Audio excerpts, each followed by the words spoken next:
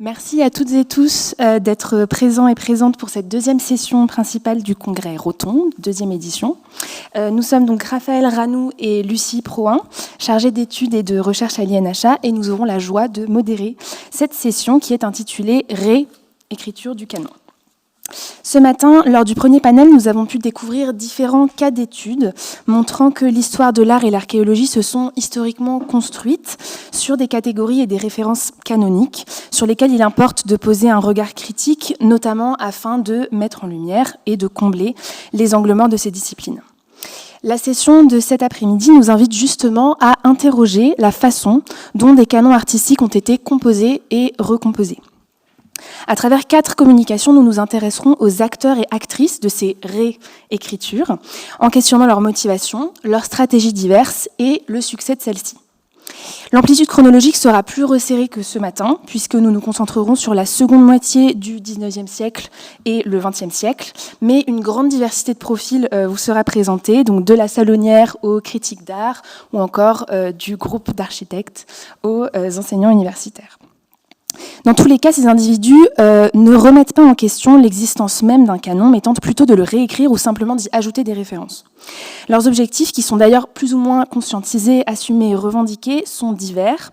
Remédier à l'exclusion des artistes femmes, se légitimer en tant que groupe professionnel, ou encore plus largement servir des motivations idéologiques parfois complexes. Cela amène à interroger les positionnements sociaux, institutionnels, professionnels et politiques de ces individus. D'où parle-t-il ? D'où parle-t-elle ? Dans quel lieu, quel cercle, quels événements, quelles institutions s'écrivent les canons artistiques ? Ces questions, elles nous renvoient plus largement à la notion de point de vue situé, qui fait écho à de nombreux travaux féministes et universitaires, comme ceux de Donna Haraway. Et le fait de s'interroger sur la façon dont des acteurs et actrices ont pu façonner, faire émerger, voire mettre de côté des références artistiques, nous rappelle une fois encore que la constitution du canon n'est pas une entreprise neutre et ne se base pas sur une prétendue objectivité.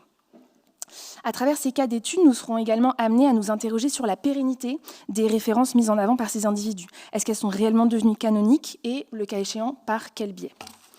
Pour répondre à ces questions, il importe bien sûr de comprendre dans quelle mesure les discours et les pratiques de ces acteurs et actrices ont été étudiés et pris en compte. Quelles sources nous sont parvenues à leur sujet et font-ils partie d'une sorte de canon historiographique ou les a-t-on au contraire laissés de côté, voire invisibilisés ? Le cas des salonnières devrait notamment offrir une mise en abîme intéressante à ce sujet, car pour étudier leur discours sur les références artistiques, encore faut-il les considérer comme des actrices à part entière du monde de la critique d'art à la fin du long XIXe siècle. Donc, tout en nous faisant découvrir des cas d'études précis, cette session, elle pourra ouvrir des pistes de réflexion que nous espérons fécondes sur nos rôles actuels en tant que jeunes chercheurs et chercheuses dans la construction, la déconstruction ou la reconstruction de canons à la fois artistiques et aussi historiographiques dans le monde de la recherche, mais aussi dans celui de l'enseignement ou des expositions. Donc, comme vous l'aurez constaté en lisant le programme, nous avons fait le choix de scinder cette session en 2 parties plus ou moins distinctes afin d'opérer des rapprochements thématiques entre les communications. Et je laisse donc la parole à Raphaël pour nous présenter cette première partie de session axée sur la critique d'art.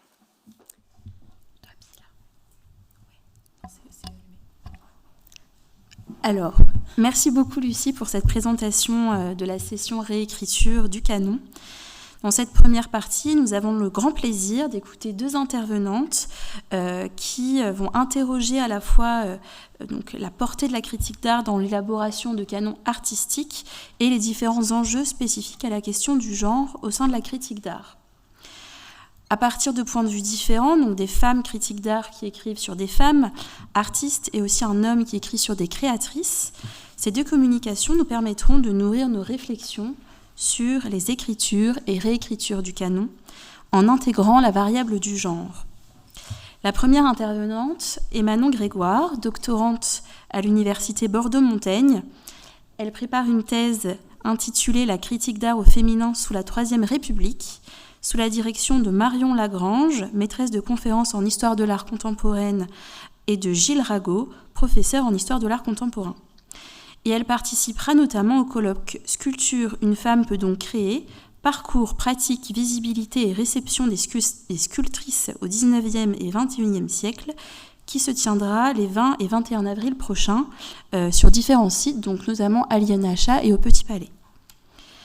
Alors pour le congrès Rotonde, donc Manon Grégoire nous présente une communication intitulée « La critique d'art au féminin, un renouvellement des références » que je vous laisse découvrir à présent. Bonjour à toutes et à tous, vous m'entendez bien ? Oui. En premier lieu, je souhaite vivement remercier l'ensemble des organisateurs et organisatrices de ce congrès d'avoir retenu ma communication sur la critique d'art au féminin de la fin du XIXe siècle et du début du XXe siècle. Pensée au prisme de la notion de canon, celle-ci apparaît à de multiples égards comme propice au renouvellement des références qui ont non seulement façonné la création contemporaine, mais également notre histoire de l'art. En 1875, Jules Nauriac constatait à propos des comptes rendus d'exposition publiés par une certaine J.A. dans La Gauloise que la salonnière ne s'occupe que des œuvres des dames et demoiselles exposantes. Elle signale avec un orgueil bien légitime les récompenses que le jury a accordées aux personnes du sexe. Cette observation provoque le sourire lorsque l'on s'aperçoit que derrière les initiales J.A. ne se dissimule pas une femme, mais très probablement le directeur de la revue en question, Jean Alesson. Néanmoins, elle témoigne tant d'une idée préconçue que d'une tendance réelle.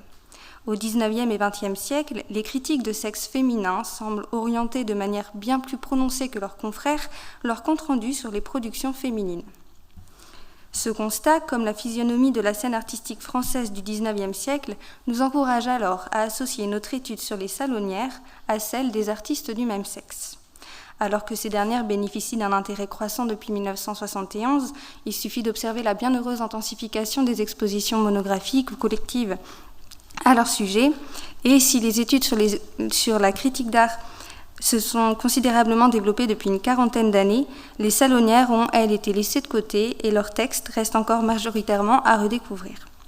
Pourtant, en accordant parfois une visibilité inédite aux artistes femmes grâce à leurs pratiques critiques, n'ont-elles pas contribué à définir et reconfigurer les canons contemporains ? Notre étude propose d'aborder, à travers un panorama qui ne peut néanmoins résumer à lui seul l'ensemble de leurs pratiques, la critique d'art féminine de la fin du XIXe et du début du XXe siècle, perçue sous l'angle du discours alternatif. Les raisons qui encouragent les salonnières à offrir aux artistes femmes une réception critique inédite sont multiples. Elles relèvent de revendications quant à la reconnaissance professionnelle des peintres et sculptrices dans un esprit de sororité, comme de stratégies d'autopromotion. Se faire une spécificité de leur production vient accorder toute légitimité à leur propre pratique. En effet, qui de mieux qu'une femme pour parler des œuvres de femmes ? Néanmoins, alors que l'on connaît les difficultés rencontrées par les critiques d'art femmes à cette période, s'attarder sur les productions d'artistes également en peine de reconnaissance professionnelle peut s'avérer périlleux. Ce soutien et cette spécificité apparaissent alors de manière inégale et dans des formes différentes en fonction des profils des salonnières et des revues dans lesquelles elles publient. Il n'en reste pas moins que leurs pratiques renouvellent tant au sein des revues prestigieuses que des organes de presse plus militants les discours habituels et rehaussent de quelques noms féminins la liste des artistes habituellement remarqués par la critique. Afin de réorienter les regards vers ce pan de la production artistique contemporaine souvent ignorée ou isolée d'un discours canonique, certaines salonnières leur consacrent des comptes rendus exclusifs. Le salon, organisé annuellement à partir de 1882 par l'Union des femmes peintres et sculpteurs, fondée l'année précédente par Hélène Berthaud, est notamment prétexte à la mise en valeur des initiatives artistiques féminines. En 1894, Jeanne Rival tente de valoriser et témoigner de l'intérêt de cette exposition auprès du lectorat du Journal des artistes. Je cite. « La 13e exposition annuelle de l'Union des femmes peintres et sculpteurs vient de s'ouvrir au Palais de l'Industrie, et les nombreux et très élégants visiteurs qui chaque jour y affluent s'accordent à constater que jamais ce salon spécial n'avait offert un ensemble d'œuvres aussi intéressant. Ajoutez à cela l'aménagement ingénieux et coquet des salles, et voilà plus qu'il n'en faut pour faire du salon des femmes peintres l'une des plus agréables et des plus charmantes de nos expositions. Tout l'honneur de ces heureux résultats revint à Madame Léon Berthaud, la si dévouée fondatrice de l'Union, qui, infatigable, donne à cette belle œuvre tout son cœur et tout son temps. En notre temps où le bien fondé des revendications féministes est trop lentement reconnu, il était juste de fournir aux artistes à qui leur sexe interdisait jusqu'à présent l'accès de l'école des beaux-arts un moyen de se révéler. Pour ne pas isoler davantage les artistes femmes dans un discours marginalisé, c'est également à l'occasion des grands salons que les salonnières tentent de valoriser leur participation. En 1922, Mathilde Dons témoigne de l'importance des œuvres féminines exposées lors du Salon d'automne. L'événement étant associé à la modernité artistique, elle participe également à y réévaluer le rôle des femmes qui sont généralement exclues de son discours. Je cite. « Ce sera l'honneur de M. Franz Jourdain et des artistes de la Société du Salon d'automne d'avoir su donner par une constante émulation au mouvement en faveur des arts appliqués une ampleur toujours grandissante. Les sections d'art appliqué sont aussi importantes aux expositions du Salon d'automne que les sections de peinture ou de sculpture. C'est dans l'art du tissu que la femme règne en maîtresse incontestée. Chasuble de velours rose brodé par mademoiselle Desvallières de guirlandes de fleurs, toile brodée par madame Marguerite Henri Ramé, broderie de laine de madame Georges Boileau, velours et satin peint par mademoiselle Suzanne Bertillon, ou merveilleux et féerique batik de madame Pangon, les femmes sont véritablement reines en ce domaine. Leurs doigts patients savent assembler les tons en harmonie délicate ou audacieuse, et l'on est heureux de voir de grands talents se consacrer à cet art de la broderie longtemps délaissé, pour lequel, dans les siècles passés, les plus grands maîtres ne dédaignaient pas de créer des modèles et qui contribuaient alors à la gloire de la France. » Publiant dans un journal féministe, Mathilde Dons a toute liberté de soutenir les artistes femmes. En choisissant de défendre dans un premier temps la valeur des arts appliqués, c'est bien qu'elle sait que la revalorisation des artistes femmes passe tant par le renversement des codes artistiques que genrés. Les arts appliqués, historiquement considérés comme mineurs, ont également été associés aux arts dits féminins. Stratégiquement, la réhabilitation de ce domaine est alors nécessaire pour réévaluer l'influence de ces créatrices. C'est en insistant notamment sur les tissus, sur les broderies, donc une sphère bien féminine, qu'elle construit son argumentaire. Le concept de féminité et ses codes, voire ses stéréotypes, sont alors détournés en un atout artistique. Concluant sur l'apport des arts appliqués dans la gloire de l'école française, elle réinscrit également les artistes femmes dans un discours artistique nationaliste plus large. Le détournement de la féminité en un atout à la création et en une légitimité à la pratique artistique apparaît également dans les revues artistiques.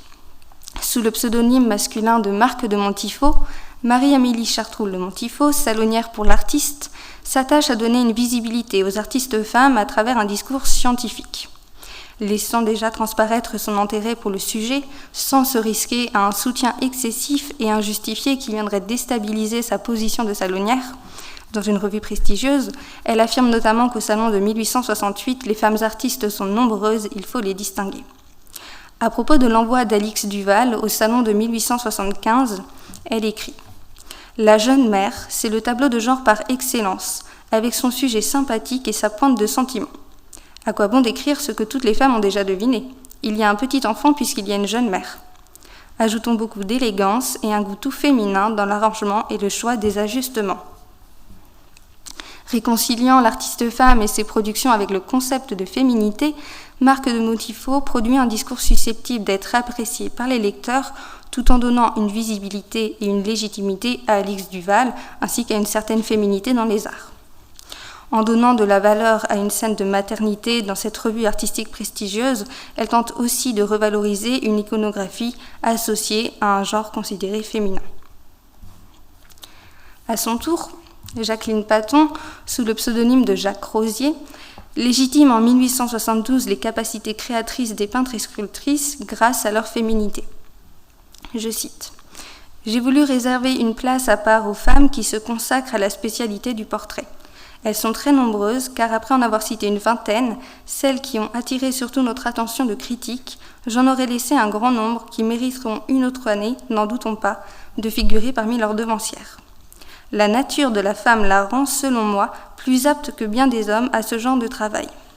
Elle s'oublie plus volontiers, elle a plus de délicatesse d'observation de son semblable, qu'elle étudie par habitude pour le critique peut-être. Si une artiste intelligente faisait de sérieuses études de peinture et arrivait à exécuter plus énergiquement ce que sa finesse féminine lui révèle dans son modèle, nous verrions renaître les succès bien mérités d'Évigé Lebrun et Kaufmann. Sans concéder aux artistes femmes une défense absolue, Jacques Rosier profite de sa position de salonnière pour légitimer leurs pratiques en justifiant leurs qualités spécifiquement féminines comme des atouts pour la peinture de portrait. La mention de Vigée Lebrun et Kaufmann, artistes dont on ne peut nier le succès professionnel, lui permet également d'ancrer leurs pratiques dans un discours historique élargi au féminin. De manière récurrente, c'est d'ailleurs au sein de l'histoire de l'art que les salonnières vont réintégrer de manière pérenne les artistes femmes. En 1865, Marie-Amélie Jolot de Saint-Amé, sous le pseudonyme de la Dame de Trèfle, profite d'une chronique mondaine qu'elle détourne en un discours critique pour rappeler au lectorat de l'artiste les liens qui unissent originellement pratiques picturales et femmes. Je cite « Hélas, vous vous étonnez, ma belle amie, de me voir écrire, moi qui jusqu'ici n'écrivais même pas mes contes de cuisinière. Songez que j'écris dans un journal d'art et que c'est une femme qui a inventé la peinture. Une jeune fille, dit Butade, en fut l'inventrice, en dessinant sur le sable son amant, qu'elle avait trouvé endormi, le paresseux. » En remémorant ce mythe lié aux origines de la peinture, Jolot de Saint-Amé renverse les schémas traditionnels qui font de l'homme l'artiste créateur et la femme, la muse, simple modèle dénué de capacité créatrice. Sous sa plume, l'homme prend le rôle du passif, tandis que la femme donne naissance à la peinture elle-même. C'est ainsi l'ensemble des actrices du monde de l'art qu'elle revalorise, témoignant de leur rôle dans son histoire. Elle propose d'ailleurs à la suite un historique des artistes femmes prestigieuses, mentionnant notamment Marguerite Van Eyck ou encore Élisabeth Chéron. Si ces éléments apportent toute légitimité à sa propre pratique critique en tant que femme, celle-ci est encore amplifiée par l'analyse scientifique et argumentée qu'elle fait ensuite de l'envoi de Meissonnier-Fils au salon.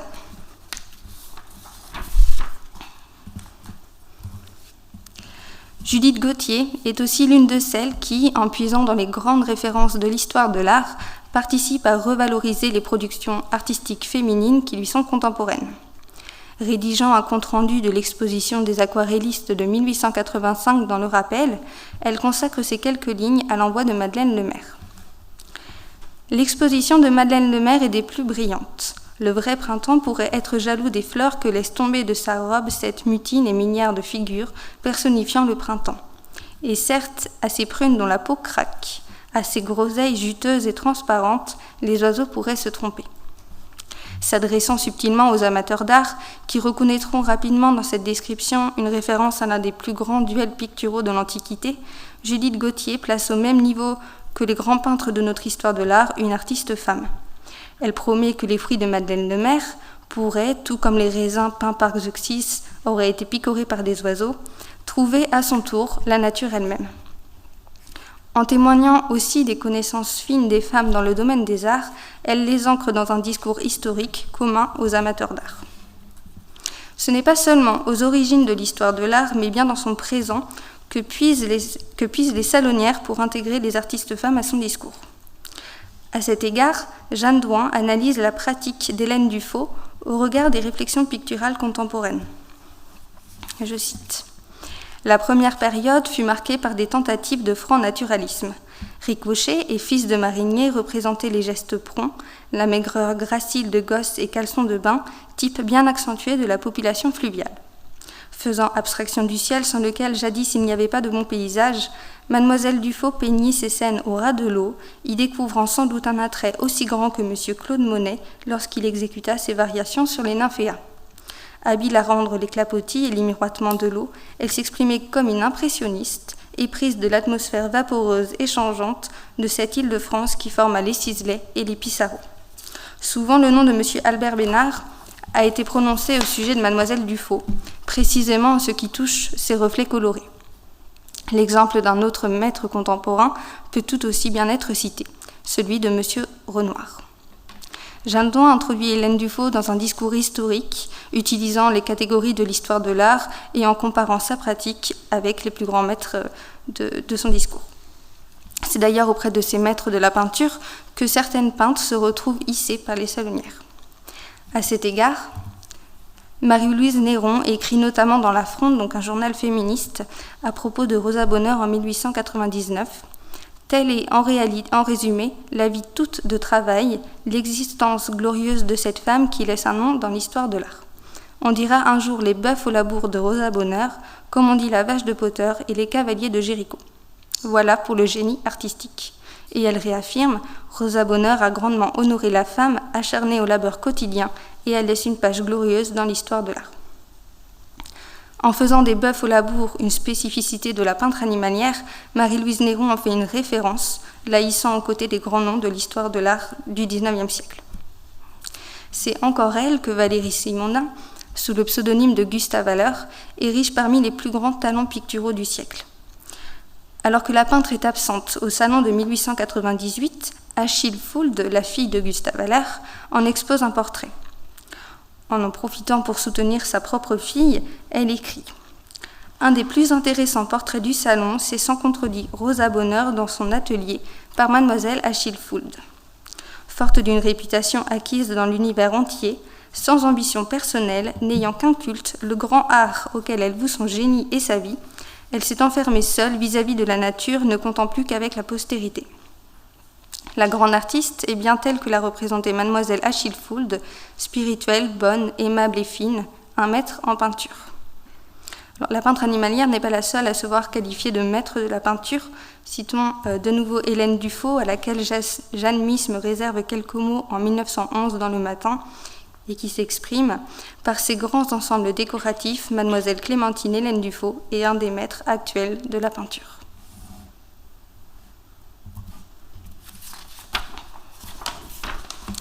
En stratégie de promotion des actrices du monde de l'art, dont elles-mêmes, les salonnières ont souvent orienté leur discours sur la revalorisation des artistes du même sexe.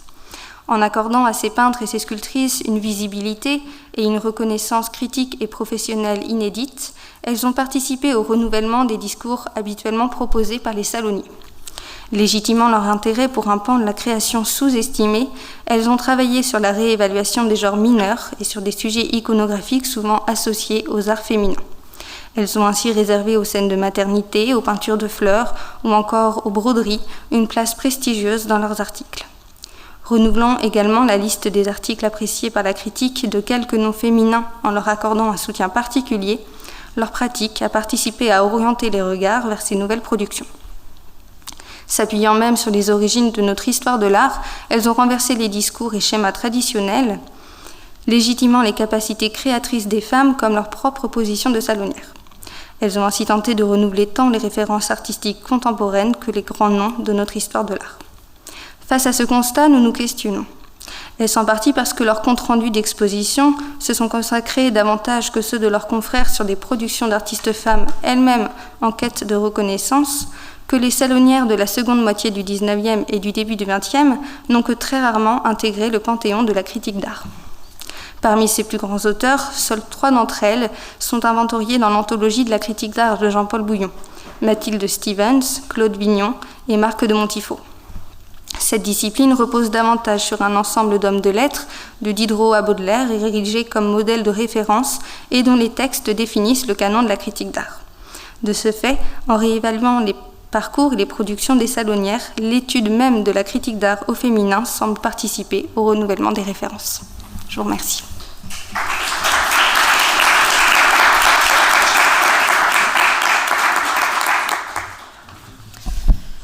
Alors merci beaucoup Manon pour cette intervention passionnante et qui fera certainement écho sur certains aspects à celle qui va suivre, celle de Camille Philippon, que nous avons à présent le plaisir d'écouter.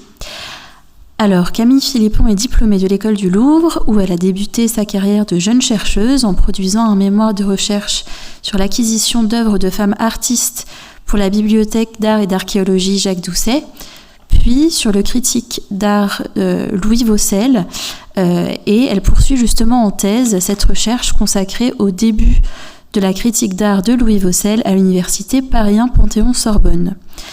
Ce travail est conduit sous la direction de Marie Gispert et Catherine Meneux, maîtresse de conférences HDR en histoire de l'art contemporain et en histoire de l'art du XIXe siècle à Paris 1. Voilà, vous pouvez y aller, Camille. Merci beaucoup. Vous m'entendez aussi ou pas? Non. Si, c'est allumé. Je crois qu'il faut appuyer. Et là, ah oui. Eh bien, bonjour à toutes et à tous et merci beaucoup de me laisser la parole. Merci aussi pour cette introduction et aux organisatrices et organisateurs du congrès. Je suis vraiment très heureuse de pouvoir faire cette communication pour cette deuxième édition du congrès Rotonde, donc consacrée à la jeune recherche en histoire de l'art. Et pour cette communication, je vais donc traiter de mes recherches menées au cours de mon mémoire de Master 2, dont le titre était « Louis Vaucel et les femmes artistes, étude des archives d'un critique d'art du début du XXe siècle » et que j'ai soutenu en 2022 sous la direction de Madame Pascale Cugy et Monsieur François-René Martin. Alors, Vaucel, qui est sûrement peut-être connu ou familier à vous, en fait, c'est un critique d'art qui est donc né en 1870 sous le nom de Louis Mayer à Paris et il est mort en 1943 dans cette même ville. Il est d'abord journaliste et il choisit cette carrière en 1896 et c'est à partir de 1902 qu'il est embauché au journal Gil Blas et qu'il décide de se consacrer à la critique d'art et ce en particulier à travers la rubrique La vie artistique de ce journal. Il est connu sous au moins 6 pseudonymes différents et il a participé à ma connaissance à au moins 34 journaux et magazines, de même qu'il a été l'auteur de différents ouvrages et en particulier l'ouvrage L'histoire générale de l'art français de la Révolution à nos jours, qu'il a coécrit avec André Fontenas et Georges Gromont et qui est paru en 3 tomes entre 1922 et 1925. Pour mon étude de master, je m'étais basée sur les archives de Vaucel qui sont conservées à la bibliothèque de l'INHA, qui sont constituées de 215 boîtes pour 23 mètres linéaires, donc il y a matière. Et j'y ai relevé la présence de plus de 220 noms de femmes artistes que vous voyez défiler ici dans un tableau où j'avais classé justement leur répartition dans les archives de Vaucel. Et qui montre l'intérêt que le critique leur portait, mais également le fait qu'elles étaient classées sous des thématiques qui leur étaient réservées, telles que celles de l'art féminin. C'est donc à partir de ces archives et des différents écrits de ce critique renommé que je me suis penchée sur le discours tenu sur les femmes artistes entre 1900 et 1943, en prêtant une attention particulière donc à un soi-disant art féminin et le glissement de la catégorie artistique qui le représente de la critique à l'histoire de l'art. J'ai mêlé mon étude des écrits de Vaucel avec les méthodes qui considèrent les liens entre la critique d'art et le genre, un sujet particulièrement éclairé pour le XIXe siècle, à l'instar des textes de Tamar Garbe, ou bien pour la question des femmes critiques, comme ce que fait Manon, mais aussi Charlotte Fouché-Zarmagnan, pour citer une chercheuse. Pour parler du cas de Vaucel au XXe siècle, je me suis placée en regard notamment de la réflexion menée dans l'ouvrage paru en 2017 intitulé « Du genre dans la critique d'art » et dont vous voyez les noms des autrices au tableau. Et donc, qui avait, pour le citer, comme but d'étudier le rôle des critiques d'art sur le cours des carrières artistiques et sur la formation des goûts artistiques sous l'angle du genre. Alors pour voir en quoi l'exemple de Louis Vaucel permet d'interroger ce que désigne la catégorie artistique dite de l'art féminin et de discuter du canon qui ressort du discours tenu sur les femmes artistes au début du XXe siècle, je me concentrerai sur des exemples significatifs détonnants de sa pensée critique. Donc je parlerai tout d'abord de ses comptes rendus de salons non mixtes, donc salons réservés aux femmes, ceux de l'UFPS, l'Union des femmes peintres et sculpteurs, et ceux des FAM, la Société des femmes artistes modernes. Puis j'exposerai le cas particulier d'une artiste, Louise Hervieux, et enfin je terminerai avec une étude de la contribution du critique à cet ouvrage, donc l'histoire générale française de la Révolution à nos jours. Donc commençons tout d'abord avec les visites de Vaucel à l'UFPS et voir déjà ce qui se dessine dans les critères à poser à cet art des femmes, donc regroupé sous l'étiquette d'art féminin. Vaucel se rend régulièrement au salon de l'UFPS entre 1906 et 1910 et on trouve aussi dans ses archives un compte-rendu de 1925, ce qui montre que ses positions critiques sont restées stables pendant le premier tiers du XXe siècle. Alors pour le lire, je n'appellerai jamais victoire féministe cette ruée de peintresses, sculptrices, décoratrices qui s'est abattue telle une pluie de sauterelles sur nos salons de printemps, d'hiver et d'automne. Toutes ces dames au salon, ce sont des portraits crémeusement photographiques et des avalanches de pivoine, de delphinium, de flots de géranium bulbeux, plus dénués de parfums et d'âmes les uns que les autres. Et les aquarelles des dames, et l'art décoratif des dames, leurs coussinets brodés, leurs gaufrages et leurs émaux levés, et les statuettes en carton-pâte, en confiture solidifiée, et les pires pyrogravures. Bon, on comprend le ton qui est emprunté ici. Donc tout d'abord, on remarque que Vaucel souligne le grand nombre de dames, j'utilise ce terme entre guillemets, dans les salons qu'il compare à une plaie d'Égypte, une pluie de sauterelles. En outre, pour parler de ses travaux de dames, le critique l'emploi des adjectifs qui sous-entendent que les artistes font preuve d'amateurisme, peu professionnel et peu digne de son intérêt. Vaucel utilise un ton ironique qui lui est caractéristique, et d'ailleurs pas que pour les salons réservés aux femmes, mais dans cette ironie ici, il souligne le genre des artistes, de même que dans d'autres articles où il explique que la galanterie l'empêcherait de pouvoir exprimer son réel avis au sujet des œuvres de femmes sans pour autant évidemment se priver de le faire. De plus, Vaucel évoque les sujets choisis par les artistes, notamment celui des fleurs, mais aussi les médiums qu'elle pratique, et notamment ceux des arts décoratifs. Or, Vaucel est un amateur d'œuvres représentant les fleurs, et il est aussi un fervent défenseur des arts décoratifs, à l'instar de son mentor, le critique Roger Marx. Donc on peut s'interroger de savoir pourquoi est-ce que dans ce cas, ça paraît négatif. Par ailleurs, les articles de Vaucel écrits sur les salons de l'UFPS ne citent très peu, voire aucun nom de femmes artistes, et il préfère utiliser un ton général. Et quand il cite de rares créatrices qu'il trouve grâce à ses yeux, il emploie souvent les mêmes noms, tels que Madeleine Carpentier ou Cécile de Valmalette, pour n'en citer que deux. Mais ce qui montre qu'en fait, très peu de ces artistes captent son attention. Donc pour comprendre un peu pourquoi est-ce que Vaucel s'exprime de la sorte au sujet des salons de l'UFPS, d'abord il faut parler du problème que représente l'académisme pour ce critique. Pour Vaucel, la majeure partie des créatrices qui sont présentées par les salons de l'UFPS sont, je le cite, des élèves habiles d'ailleurs qui plagient sans émotion les poncifs des deux salons. Notons que les reproches de copie, de scolarité, de manque d'originalité de Vaucel aux exposantes donc de l'UFPS sont les mêmes que pour les hommes qui ont une formation académique, et c'est plutôt donc son avis général quant aux institutions et à l'académie qui transparaît ici. Il se plaint souvent d'un trop grand nombre d'œuvres dans les salons mixtes, et de même que l'enseignement académique qui annihile, selon lui, la personnalité, l'originalité et l'individualité des artistes. Néanmoins, on remarque que lorsqu'il est question de femmes, le critique ajoute un degré de soumission car elles sont, selon lui, encore plus propices à l'imitation par nature que les hommes, et donc qu'elles ont encore moins de chances finalement de s'en sortir et de créer des œuvres dignes de son intérêt. Il adjoint donc pour les femmes des remarques genrées dans son discours critique, et c'est ce qu'on remarque quand il écrit par exemple en 1907 « Il y a là des Humbert, des Flaminck, des Roybet, des Gabriel Ferrier de seconde catégorie, confectionnés par des disciples féminins de ses maîtres, et ils pourront, en contemplant ce que perpètrent leurs serviles admiratrices, se rendre compte du mal qu'ils ont fait. » Et il rajoute en 1911 « Et si un beau jour elles veulent s'émanciper, casser les vitres de l'atelier des demoiselles pour regarder dans la rue, il est trop tard, toute leur éducation est déviée, faussée, les sillons sont creusés. » Bon, il n'est pas très optimiste sur la sortie des femmes de l'académisme, mais voilà, donc ça c'est un premier problème. Mais outre le grand nombre d'œuvres qu'il reproche au salon et leur académisme, Vaucel critique également leur tendance à être un lieu de coterie, c'est un mot qu'il utilise beaucoup, ou de mondanité. Il le reproche notamment à ceux de l'UFPS quand il écrit « Quel mal rage contraint donc l'aristocratie féminine à se livrer à des travaux dits d'agrément, n'a-t-elle pas mieux à faire, du tricot, de la broderie ou tout uniquement l'amour ?» Bon, parce que quand il parle en fait d'aristocratie féminine, Vaucel il évoque le statut social des artistes présentés par l'UFPS, et souligner la bourgeoisie de ces artistes, c'est une manière pour lui de reprocher justement à ces salons d'être des rassemblements mondains féminins et donc pas vraiment digne de son intérêt. Et on le comprend aussi quand il décrit la duchesse d'Uzès, donc l'une des présidentes de l'UFPS, et qu'il la décrit donc comme une, je le cite, une grande dame que la mondanité, la politique et la philanthropie disputent heureusement à la statuaire. Donc c'est pour ça que le critique, dans la citation que vous voyez apparaître ici, leur conseille à ces artistes de retourner à des tâches dites de femmes d'intérieur, des tâches d'amatrices, plutôt que de se livrer à une activité artistique dont il les juge apparemment peu capables. Il appuie sa critique sur des stéréotypes genrés afin de décrédibiliser ces travaux des salons qu'il méprise. Évidemment, il n'est pas le seul critique à procéder de la sorte, et pour le sujet, je vous conseille de regarder les travaux de Clémence Rinaldi, doctorante à l'université Paris 1 Panthéon-Sorbonne, et notamment son mémoire soutenu en 2020 consacré aux luttes sororales de l'UFPS. Mais pour comprendre aussi ce que cachent ces reproches adressés par Vaucel au salon de l'UFPS, il faut faire un petit point sur l'histoire et les combats de l'Union. Donc l'Union des femmes peintres et sculpteurs est créée en 1881 par Hélène Berthaud. Elle a pour but l'intégration des femmes dans le monde artistique, et elle tend à assurer la visibilité des créatrices à travers des événements de groupes non mixtes dans un contexte de multiplication donc des expositions dans l'année artistique, et ce donc dès la fin du 19e siècle. Pour rappel, donc ce n'est qu'en 1897 que les portes de l'Académie des Beaux-Arts sont ouvertes aux femmes, et donc l'UFPS permettait aux créatrices de s'intégrer au réseau artistique et aux sphères institutionnelles qui les excluaient donc jusqu'alors.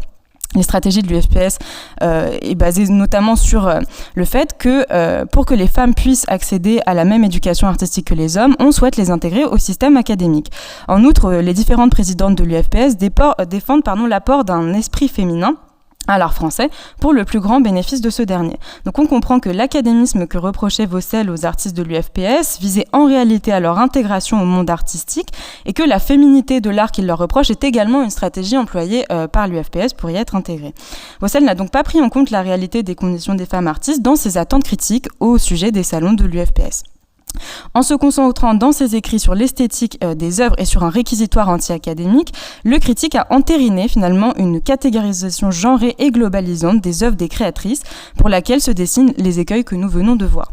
Mais alors qu'en est-il si on se concentre sur le discours de Vaucel quand il est question d'artistes qu'il apprécie et de cette manière donc on peut considérer d'autres tenants de cette catégorie dite de l'art féminin. En prenant l'exemple des salons, des expositions de la Société des femmes artistes modernes, qui s'étendent de 1931 à 1938, donc on est plus tard que pour l'UFPS dans les critiques de Vaucel. Et donc, pour revenir un peu sur ce que sont les FAM, donc elles sont issues en fait du syndicat des femmes artistes peintres et sculpteurs qui a été créé par Telika Ridopollet en 1904 et en 1930 c'est Marianne Kamak-Zoger qui créait cette société des FAM. La volonté de Kamak-Zoger, elle est claire, elle souhaite montrer les artistes les plus novatrices de la période, pour reprendre les mots de Catherine Gonard et d'Elisabeth Lebovici. Donc Vaucel salue d'ailleurs la démarche de Kamak-Zoger lorsqu'il dit qu'elle est parvenue à grouper et solidement nouer le plus chatoyant bouquet de peintures féminines que puisse présenter notre temps. Donc on comprend que le ton est déjà un peu différent par rapport à ce qu'on voyait à l'UFPS, même radicalement différent, puisque les FAM, cette fois, elles se consacrent à la question du style, à la question d'être moderne, avec des guillemets bien sûr.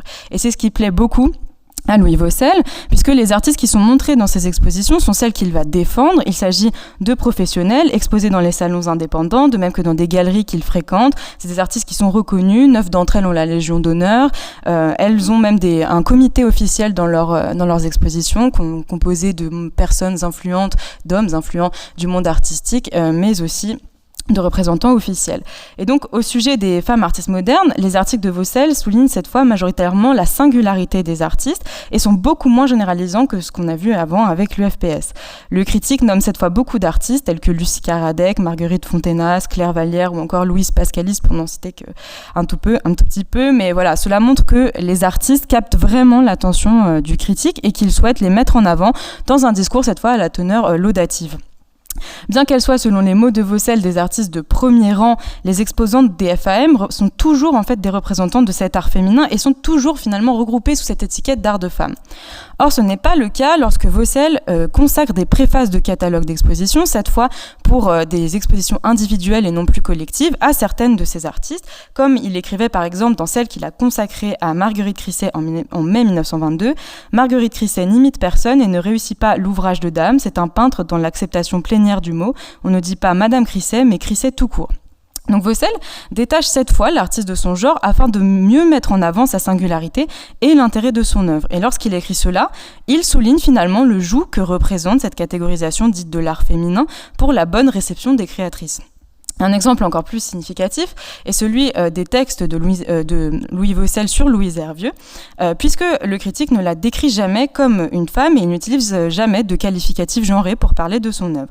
Dans son texte, par exemple, paru pour le livre de Geneviève en 1920, Vaucel décrit Louise Hervieux comme, je le cite, l'une des sensibilités les plus pures de ce temps, et il précise ce qui fait qu'Hervieux est un être exceptionnel, c'est la qualité de l'émotion.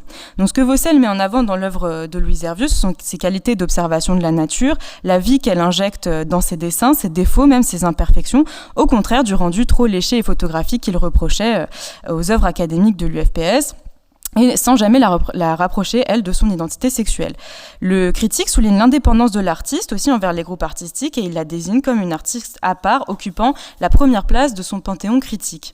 À mon sens, il faut comprendre ces rapports-là de Vaucel à Hervieux par rapport au fait que l'artiste était atteinte d'une maladie assez grave, une hypothétique syphilis héréditaire qui s'est aggravée au cours de sa vie, qu'elle mentionne à de nombreuses reprises dans ses lettres qu'elle adresse à de nombreux critiques ou personnes du monde artistique, et que les commentateurs mentionnent également, et c'est le cas de Vaucel lorsqu'il écrit « Je me suis parfois demandé si l'art de Louise Hervieux serait d'un aussi poignant pathétique, toucherait comme il le fait les fibres les plus secrètes de notre cœur si cet être d'exception avait vécu une autre vie que celle de la souffrance. » Donc on comprend que parce qu'elle est un être d'exception, un être qui vit une vie un peu à part, malade, que finalement elle ne répond pas à ces mêmes critères que Vaucel adressait aux artistes que l'on a cités précédemment, et que finalement elle est consacrée comme l'une des meilleures artistes de son temps. Elle n'est pas une représentante de cette catégorie essentialiste donc de l'art féminin, et il faut aussi souligner que si Vaucel est aussi proche d'Hervieux, c'est aussi parce que c'est son ami, et donc ça se ressent aussi dans les critiques qu'il écrit.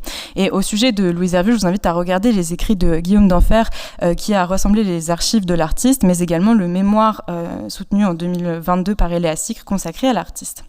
Donc, avec la préface consacrée à Marguerite Crisset et l'exemple de Louise Hervieux, on remarque que lorsque Vaucel apprécie le travail d'une artiste, il loue son originalité, il la soutient et il n'emploie par ailleurs que très peu, voire pas du tout, de termes genrés. Or, détacher certaines créatrices de cette catégorie de l'art féminin pour les mettre en avant, ça revient finalement aussi à montrer les limites de cette catégorie.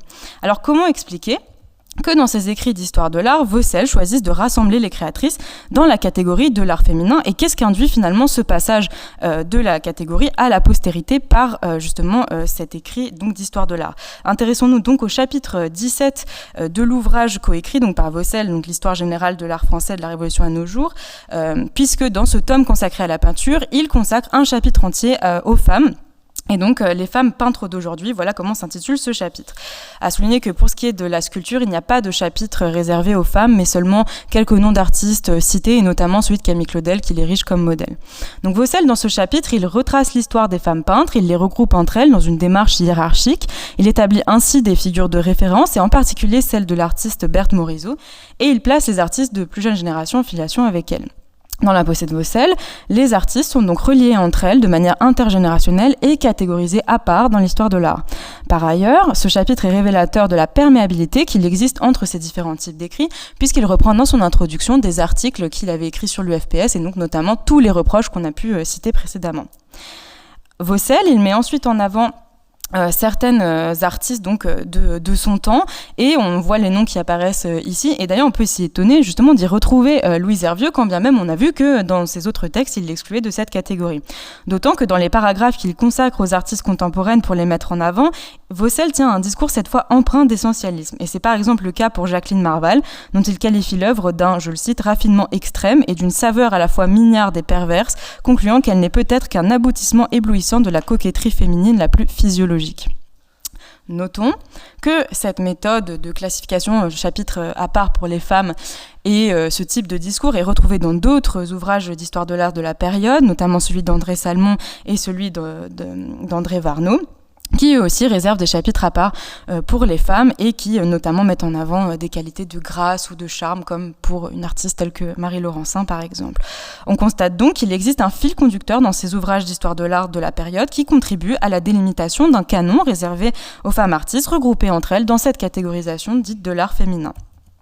Ces ouvrages témoignent d'une pensée dominante au début du XXe siècle, dont les méthodes sont remises en question dès les années 70, et ce fameux article notamment de Linda Nochlin, « Pourquoi n'y a-t-il pas eu de grandes artistes femmes ?», paru en 1971, qui montre que c'est une impasse que d'écrire sur les créatrices selon des méthodes faites pour et par des hommes, et en déconstruisant notamment cette question de grand art, cette question de hiérarchie et de génie artistique. Cette impasse est également soulignée par Catherine Gonard et Elisabeth Lebovici lorsqu'elles écrivent en 2007 dans Femmes artistes, artistes femmes, Paris de 1880 à nos jours, je les cite, « Les critiques, les collectionneurs masculins et les représentants de l'État se sont confortés dans les a priori de ce que devait être l'art féminin moderne, et il est devenu de plus en plus difficile de s'en sortir. » Montrant ici que cet art féminin est en réalité une construction critique reflétant un certain point de vue, et que son inscription dans l'histoire de l'art a été un obstacle à la réception des créatrices au détriment de la mise en avant de leur individualité. Donc pour conclure, nous avons vu avec l'exemple de Louis Vaucel que le discours critique au sujet des femmes artistes a participé à leur réception dans l'histoire de l'art, et en particulier sous cette étiquette d'art féminin. L'étude de ce cas a permis d'appréhender les tenants du discours dominant de l'époque au sujet des créatrices, basé sur une pensée essentialiste, et c'est de cette manière que nous avons compris que ce qui a formé le canon, soit les attentes critiques et l'idéal que la critique forme au sujet des femmes artistes, selon une acceptation générale, mais précisons-le, pas unique. Et c'est ce canon qui a conduit à une catégorisation historiographique de l'art féminin et qui a finalement exclu les créatrices pour leur réception et même celles que la critique avait fervemment défendues. Merci beaucoup.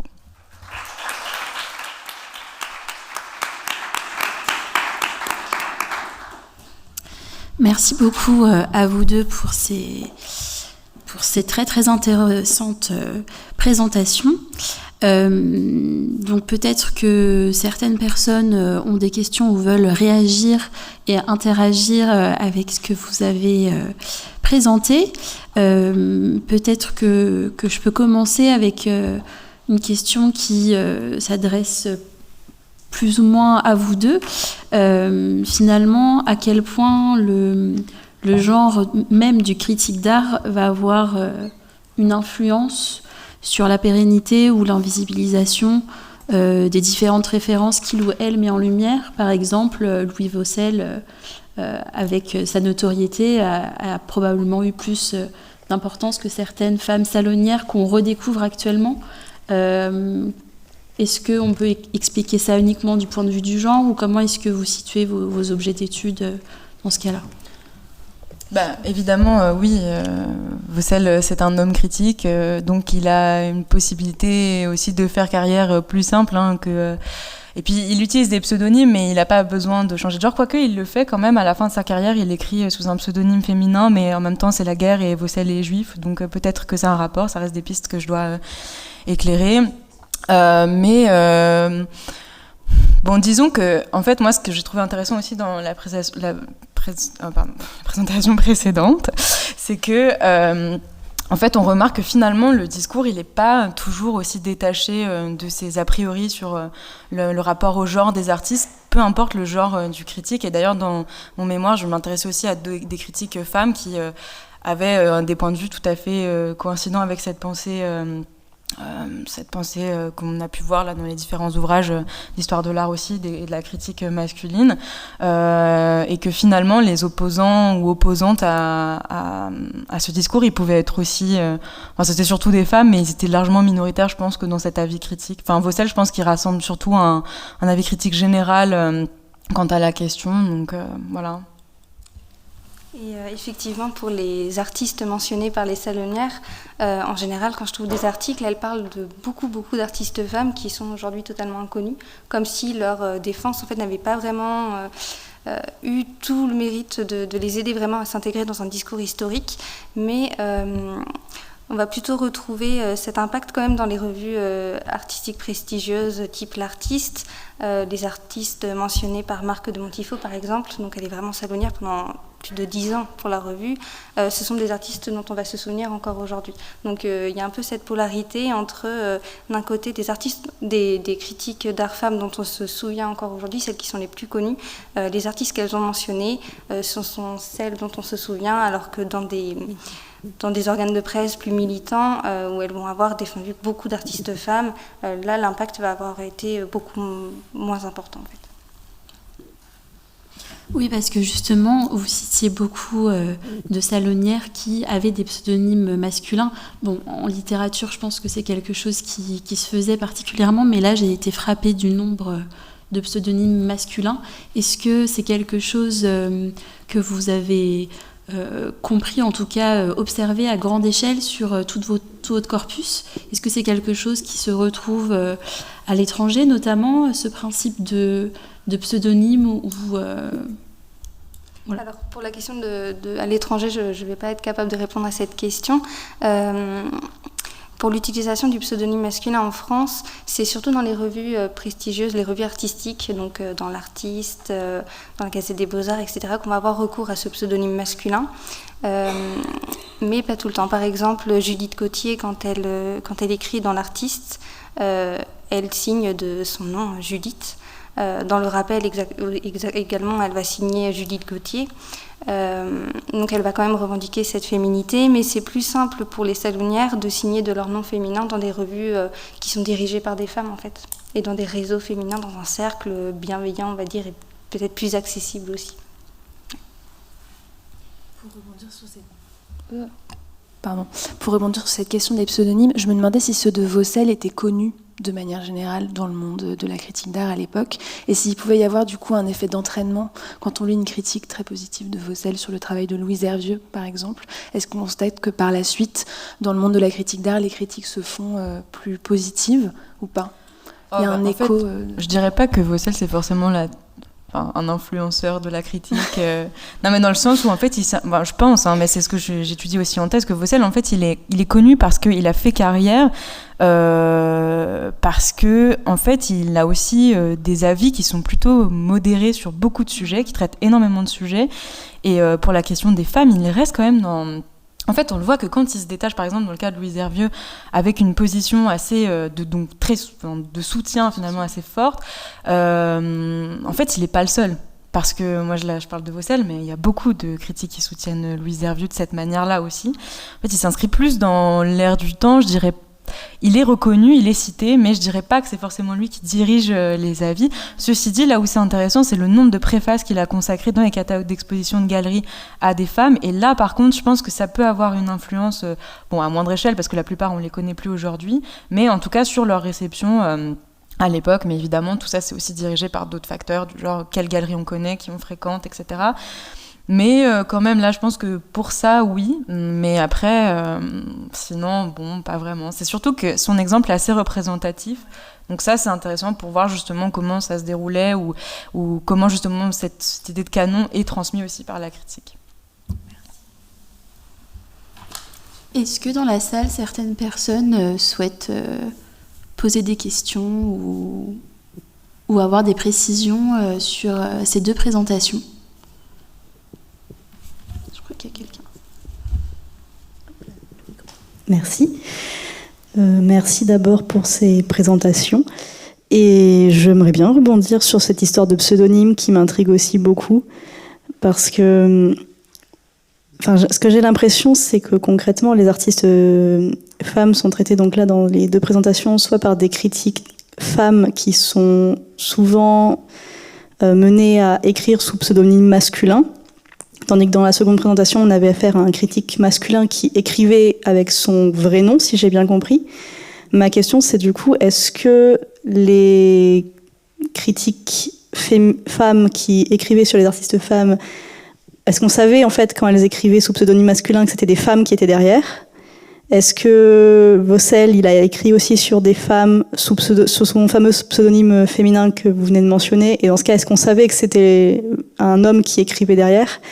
Du coup, ça revient un peu à ces questions sur l'impact du genre du critique dans la reconnaissance ou pas de ce qu'il écrit et de l'impact de cette signature en fait dans l'invisibilisation ensuite des artistes femmes. Voilà, merci.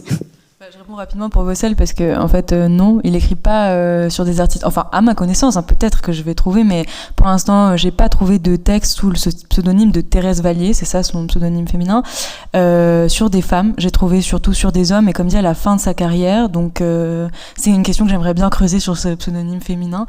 Mais du coup, non, pour lui, il y a pas ce facteur-là. Merci.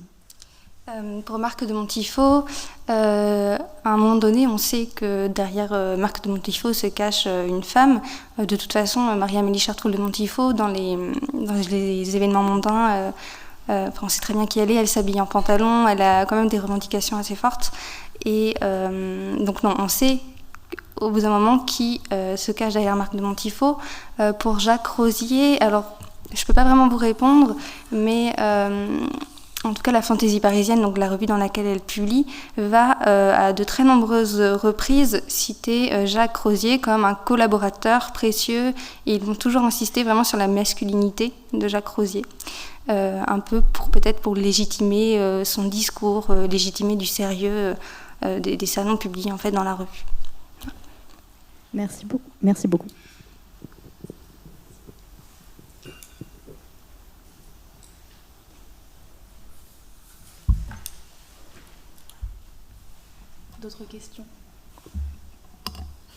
D'autres questions dans la salle ?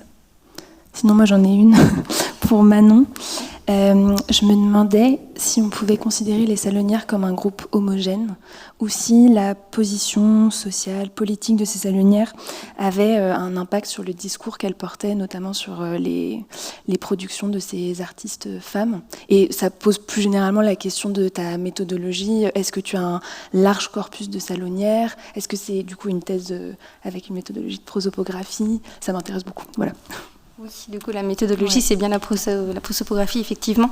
Non, c'est pas vraiment un groupe homogène. Elles ont vraiment des discours très différents, avec des prises de position aussi assez différentes. Par exemple, Marc de Montifaux, on connaît ses revendications féministes parce qu'elle publiera aussi dans La Fronde dans les années 90. Néanmoins, dans l'artiste, elle ne va pas mentionner énormément de critiques de femmes artistes, au final.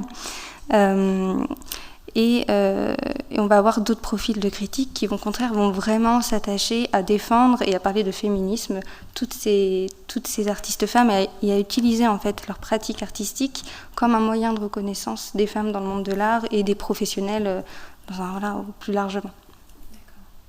Et donc en termes de méthode, tu as un corpus de combien de salonnières que tu étudies? Alors pour l'instant, je suis à une 50aine de salonnières, okay. Sachant que certaines ont une pratique beaucoup plus importante que d'autres. Certaines, j'ai 1 ou 2 références pour l'instant, quand d'autres vont avoir été salonnières pour une revue pendant 15-20 ans. D'accord. Et est-ce qu'il y a des archives que tu as trouvées pour ces femmes?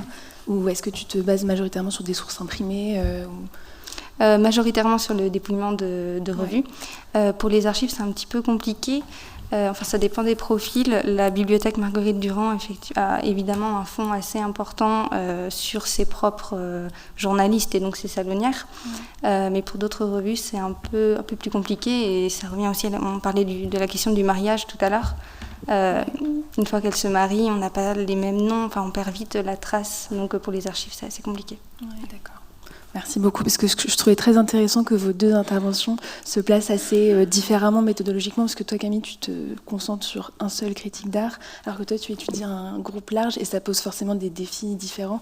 Moi, je me demandais, Camille, comment est-ce que, du coup, tu compares la production de Louis Vaucel avec celle de ses contemporains critiques d'art? Est-ce que tu as un corpus de comparaison? Voilà. Oui, alors en fait, moi, je m'intéresse aux réseaux qui transparaissent, notamment des archives de Vaucel, puisque ces archives sont en fait son outil documentaire qu'il utilisait pour sa critique. Donc en fait, c'est lui qui a formé son fonds, qui maintenant est un fonds d'archives. Et du coup, je m'intéresse à la fois les textes qu'il lit et dont j'ai la trace dans ses archives, ou aussi donc à ceux et celles qu'il fréquente. Et donc oui, il y a tout un... Enfin, en fait, il est clairement au centre de ce monde de la critique d'art parisien du début du XXe siècle. Donc tous les noms qui ressortent, en général, on les trouve dans ses archives. Donc par exemple... sur la question de l'art de dame, par exemple, c'est assez intéressant de voir que quelqu'un comme Guillaume Apollinaire, il en parle aussi, mais dans une manière totalement différente de ce que fait Vaucel, puisque Guillaume Apollinaire, il se plaint de pas assez voir d'œuvres de femmes. Et en fait, ça, c'est une position intéressante, parce que ça montre que dans cette même idée, un idéal canon de l'art féminin, en fait, on va attendre encore plus d'une féminité, soi-disant inhérente aux œuvres de femmes, à l'inverse de Vaucel qui lui reprochait ça et qui préfère se concentrer sur autre chose. Mais ça montre qu'il y a quand même une idée assez commune qui peut être déclinée dans plusieurs prises de position sur cette question, mais qui témoigne de cette même pensée finalement. Et peut-être une autre petite question, sauf si des personnes dans la salle se sentent inspirées.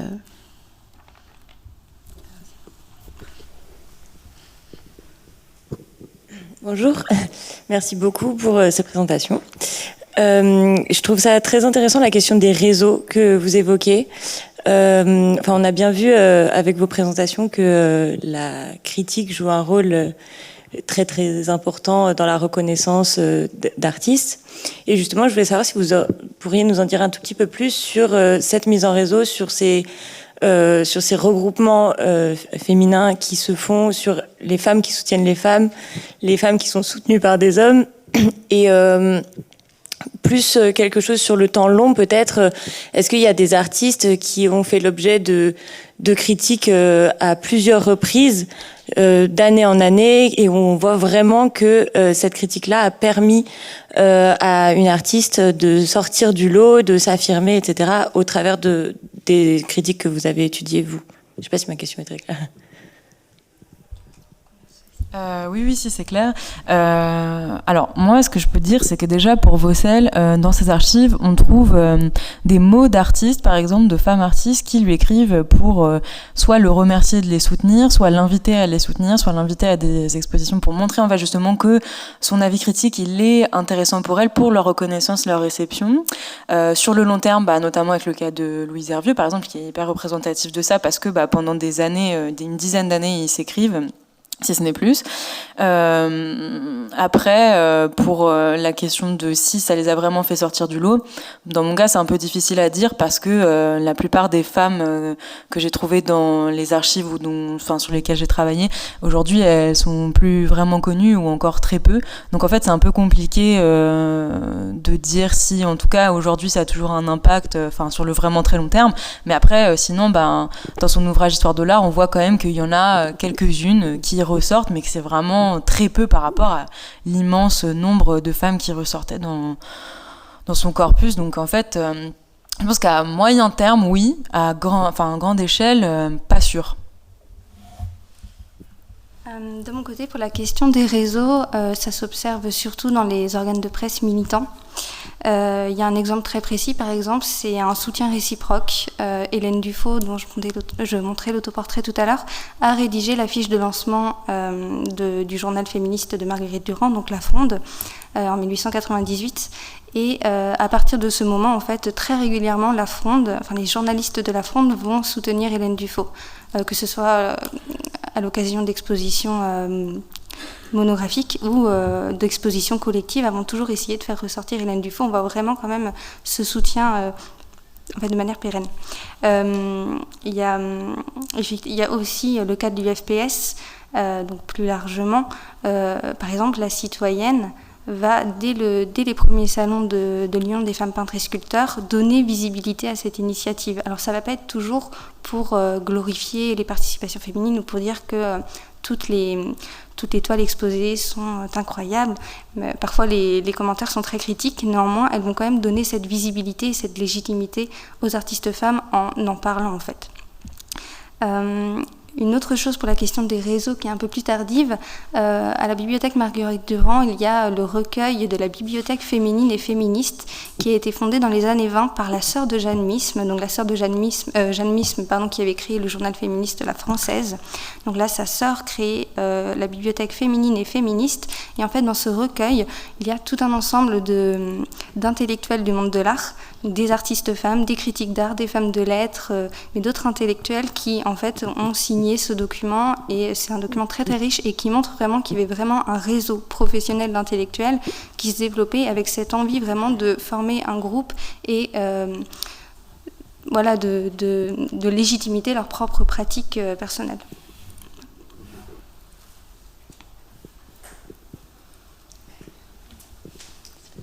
Merci. Alors, on parle de réseau depuis tout à l'heure. Est-ce qu'il est possible de modéliser ces réseaux? Donc, c'est-à-dire faire une analyse de réseau, mettre tout ça, prendre les textes, les sources, mettre tout ça dans une base de données en dur, et de faire une analyse de réseau et essayer de voir qui est connecté à qui. Et si c'est possible, parce qu'il faut que les sources le permettent, est-ce que ça servirait à quelque chose? Parce que si c'est juste faire l'analyse de réseau d'une seule personne et d'avoir un truc en étoile, bon, on se doute bien que ça va être un réseau en étoile. Mais est-ce que c'est faisable d'avoir une approche macro de ces réseaux de critiques d'art, hommes et femmes? Moi, je pense que dans le cadre d'une étude monographique, ça peut être intéressant justement quand on a autant de sources pour un même critique comme ce qu'il y a à la bibliothèque Yann Achat, parce que ça peut aussi montrer l'interconnexion du monde de la critique avec d'autres disciplines. Et en cela, je pense quand même que ça a un certain intérêt pour montrer le dynamisme et les dessous un peu de la critique d'art, qui fréquente qui, pourquoi. Et d'ailleurs, Vaucel, il écrit à ce sujet en disant que finalement, sa critique d'art, il la considère un peu, bon, bien que ce soit toujours un peu biaisé, mais encore plus biaisé par le fait qu'ils connaissent du monde, qu'ils connaissent les artistes, et que pour lui c'est parfois difficile d'écrire sur des amis. Et donc je pense que de voir tout ça, ça peut permettre justement une analyse de la critique d'art un peu différente que de la rapprocher de ces différents niveau de réseau, tout en montrant la constellation d'une seule personne qui a laissé autant de traces. Voilà. Pour mon cas, j'ai pas connaissance de logiciels, de plateformes qui me permettraient de mettre en scène, de modéliser ces réseaux. Si quelqu'un a quelque chose, je suis évidemment preneuse. Mais je pense que oui, ça serait très intéressant parce que ça permettrait effectivement de voir tout le dynamisme de ces réseaux. Et notamment aussi, on parle souvent de l'impact des réseaux masculins pour accéder à des organes de presse. Par exemple, Marc de Montifaux, on sait que c'est son mariage avec Léon de Kivonne qui lui ouvre les portes de la revue. Néanmoins, il y a aussi des stratégies qui sont liées à des réseaux spécifiquement féminins et qui vont ouvrir des portes comme ça parce que telle personne a fondé une revue. Et je pense que ça pourrait permettre de le visualiser en fait. Avec un logiciel comme Gephi, c'est totalement faisable de le faire. Vous pouvez totalement utiliser Gephi. Il faut passer. Vous pouvez utiliser insérer directement les données depuis le logiciel ou bien passer par un fichier Excel. Bon, il faut bidouiller, il faut y passer un petit peu de temps, mais on apprend très très vite comment ça fonctionne et il y a de très très bons tutoriels en ligne. Après, il faut scoltiner les sources. Moi, je travaille avec des sources qui sont naturellement sérielles et qui peuvent en fait fonctionner avec ce genre de choses, mais avec des textes littéraires où il faut aller un petit peu plus chercher en sous-main. J'imagine l'information, ça va être plus complexe, mais sur un échantillonnage, peut-être. Je note. Merci.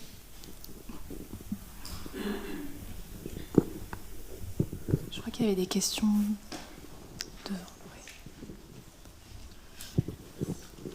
J'aimerais revenir au pseudonyme qui m'intrigue aussi. Comment est-ce que vous avez fait pour justement réussir à retrouver que c'était des femmes? À un moment, j'ai vu qu'il y avait un répertoire. Est-ce que c'est la seule source ou aussi il y a forcément des noms connus comme Marc de Montifaux? Il y a plusieurs types de répertoires comme ça, des pseudonymes qui sont mixtes et certains qui sont spécifiquement réservés aux femmes, en fait aux femmes de lettres. Donc il y a cette source-là. Ouais. Et sinon, en fait, souvent ces femmes, c'est quand même pas n'importe qui. Ce sont des personnes qui sont issues d'un cercle assez prestigieux. Et donc souvent, il va y avoir quand elles vont mourir, en fait, des articles nécrologiques vont parfois donner ce type d'informations aussi, qui disent voilà, Jacques Rosier publié sous le pseudonyme de Paton. Voilà. Merci.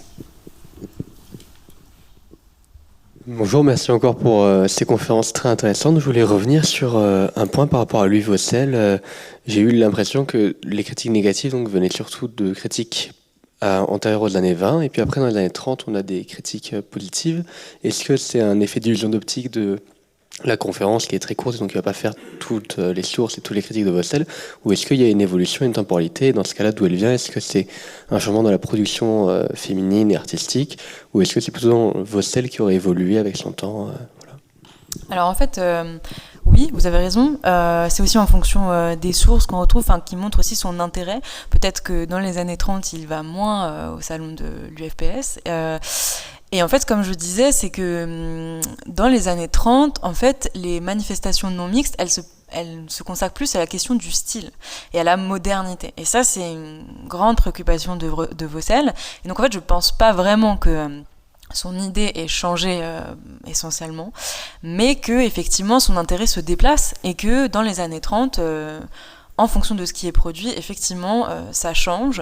Mais comme on le voit même dans son écrit d'histoire de l'art en 25, donc entre les deux, il reste quand même sur la même idée. C'est qu'en fait, je pense pas qu'il y ait de vrais revirements, mais évidemment, il joue un peu en fonction de la mode et de l'air du temps. Donc en fait, oui, on voit plus de positif parce que ça lui plaît plus ce qu'il voit dans les années 30.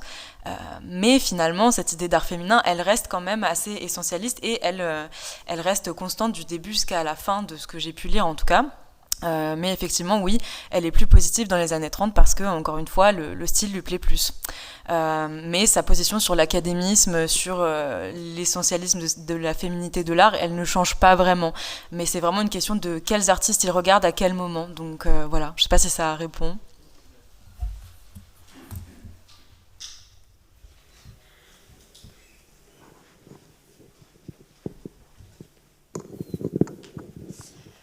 Merci pour ces communications. J'aurais une question. Savez-vous comment les artistes femmes réceptionnaient ces critiques? Est-ce qu'elles se retrouvaient dans ces discours essentialisants et genrés, ou au contraire, elles revendiquaient plutôt une réception où elles seraient considérées comme neutres, plutôt comme des hommes? Voilà. Je ne sais pas si ma question est claire. Moi, j'ai pas spécialement d'informations sur le retour des artistes face à ces commentaires là. J'ai juste l'exemple d'Hélène Dufaux, en fait, puisque Jeanne Douin rédige un article monographique sur Hélène Dufaux en 1917 dans la Gazette des Beaux-Arts. C'est un article qu'elle travaille pendant 3-4 ans. À la fin, en fait, dans des archives privées, il y a une note d'Hélène Dufaux à Jeanne Douin qui la remercie énormément pour l'article qu'elle a fait et qu'elle est la seule à avoir compris sa production. Pour les autres, j'ai pas vraiment d'informations. Je pense que dans tous les cas, elles appréciaient la visibilité que leur offraient ces salonnières. Oui, et moi, dans mes recherches, j'avais trouvé une lettre de Mary Cassatt à Roger Marx, donc le mentor spirituel de Vaucelles, qui écrit justement qu'elle n'est pas du tout contente parce que Marx a écrit sur une exposition réservée aux femmes et qu'elle n'est pas contente qu'on essentialise les artistes et qu'elle aurait préféré qu'on parle d'elle comme une peintre tout court. Mais bon, après c'est fluctuant parce qu'elle a aussi participé à des expositions où il n'y avait que des femmes, donc voilà. Mais pour le cas de Vaucelles, comme je dis, il y a aussi beaucoup de retours positifs. En fait, il y a des contestataires, par exemple Berthe Weil, la galeriste, qui elle dit que elle trouve que Vaucelles ne met pas bien ou pas assez en avant les femmes. Mais à l'inverse, je crois que c'est Suzanne Valadon qui écrit à Berthe Weil en disant oui, il faudrait quand même qu'on envoie le catalogue de l'expo à Vaucelles parce qu'on a besoin de son avis. Donc, j'ai pas non plus de retour sur vraiment si cette question essentialisante, elle est bien ou mal réceptionnée par les artistes. Ceci dit, bon, elles sont quand même souvent assez contentes de la visibilité que ça leur donne, du moins dans celles pour lesquelles il écrit de manière positive. Merci beaucoup pour ces questions et vos réponses. On va maintenant faire une petite pause avant de reprendre pour la deuxième partie de cette session. Merci beaucoup. Et on peut peut-être reprendre, si ça vous convient, à 16h30. On dépasse de 10 minutes. Je pense que ça ira. Merci.